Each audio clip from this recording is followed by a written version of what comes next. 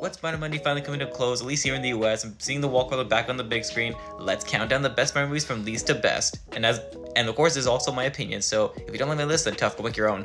And just a little side note, it's only gonna be the 8 live action movies that we saw on Spider Monday. So that means no Spider-Verse movies, none of the Sonyverse Venom movies or Morbius for that matter, none of the other Spider-Man content, just only the live action Spider movies that we saw on Spider Monday. So without further ado, let's count them down. Then starting with the bad number 8, we got Spider-Man Far From Home, which honestly, look, Spider-Man Far From Home wasn't a bad movie, none of these Spider-Man movies are bad, but overall, if I had to choose the least favorite, this would be at the bottom of the list, which honestly, I do applaud John Watts for trying to do something innovative and also like creative with the character and having it outside of New York, but at the same time, it just didn't feel like a Spider-Man movie, it just felt kind of like too much out of left field, if you know what I mean.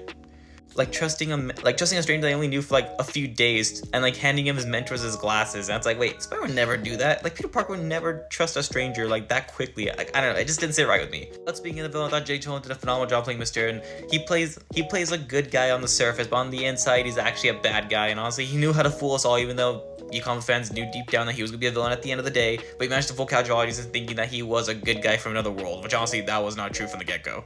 But overall, Far From Home was a decent second entry Spider-Man in the MCU. At number 7, we got Spider-Man Homecoming, which is probably the most underrated Spider-Man movie out of the bunch here, but that's kind of a good thing though, because it was a good starting point for Spider-Man in the MCU and his MCU journey. Also, it was a smart move in Disney and Marvel just skip straight to the point and skip his origin story entirely, because we do not need to see his origin story for a third time.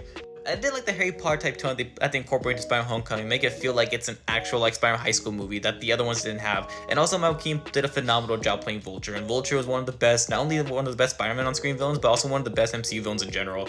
And of course, Ryan Jr. just always steals the spotlight whenever he shows up in Spider-Man Homecoming, so I'll give the bonus points for that. And then number 6, we got The Amazing Spider-Man 2, and look, I know this is kind of a controversial pick, but come on, I mean, if you look past the bad writing, if you look past the messy storytelling, it's actually a pretty good movie. Like, Andrew Garfield's Spider-Man has that emotional gravitas, and he has that charisma that the other Spider-Mans, I don't want to say lack, but he just has that special something in him, and like he just has you like be emotional for him. Like he just carries the entire movie along with Emma Stone, and their chemistry just levels the entire movie up. The villains, Green Goblin was trash, Electro, alright, he was improved in No Way Home though, but we'll get to that in a bit. Rhino, he was completely wasted. And there's even several scenes where it just feels like he's Andrew Garfield's Spider-Man, like that one scene where he saves the kid from the bullies, like it feels like that's what Spider-Man will exactly do, and it feels like that's the reason why Andrew Garfield definitely deserves to be Spider-Man. We need to see Andrew Garfield finish his trilogy, like ASAP Rocky. And there's a subplot where Peter Parker's dad just kind of drags on longer than shit, but then again, if you look past the bad and see that the good outweighs the bad, then it is a pretty decent movie. It is a really good movie that's emotional and also heartbreaking till the end.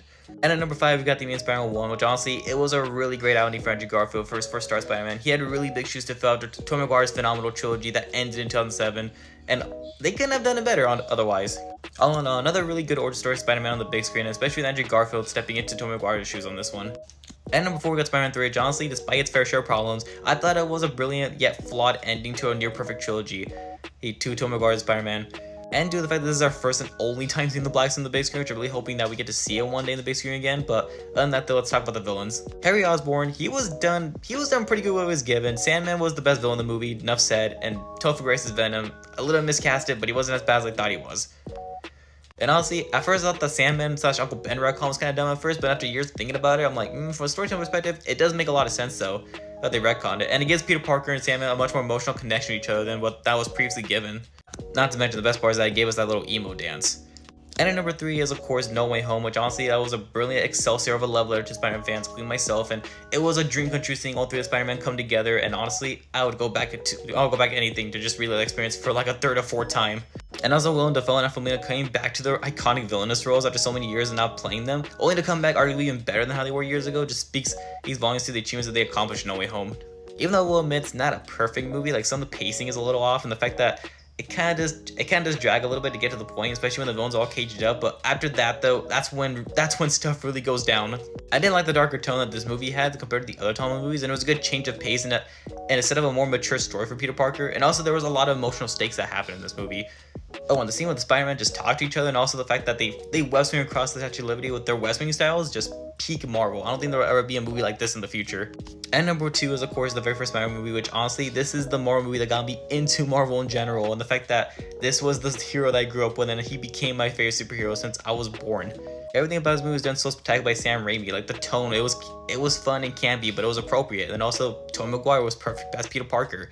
And Willem Dafoe was just a phenomenal villain from start to finish. Like, he was just campy and entertaining, but so sinister at the same time. Not to mention the fact that it paved the way for other superhero origin stories movies to be made, like Batman Begins, the first Iron movie, Captain America: The Winter Soldier. Like, I could go on and on for this, but this movie paved the way for how to do an origin story justice.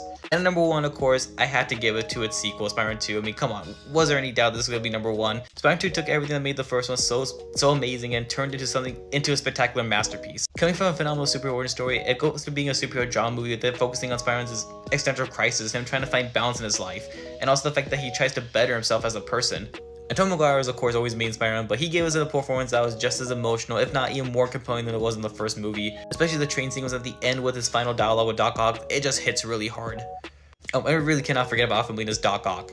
Like, as much as I really love Willem Dafoe's portrayal of Green Goblin, it is one of my all-time favorite villain performances, not just in comic book movies, but in movies in general. Alfred Molina had big shoes to fill, and he really filled them up to a T in this one. And unlike Green Goblin, Doc Ock actually showcases a much more sympathetic side of his character. Like, he became much more of a tragic, sympathetic villain, more than a pure evil villain like Green Goblin was. And actually gave us a very different performance than what Dafoe gave us in the first Spider-Man movie. And of course, Danny Elfman's musical score for the original Spider-Man trilogy, at least in the first two, because he didn't come back for the third one, it always sticks to landing. Like, whenever I hear Danny Elfman's Spider-Man score, it just takes me back to the early 2000s right there. But all in all, this is my definitive ranking of all live action Spider-Man movies in order. But what are you guys' picks? Let me know down below in the comments.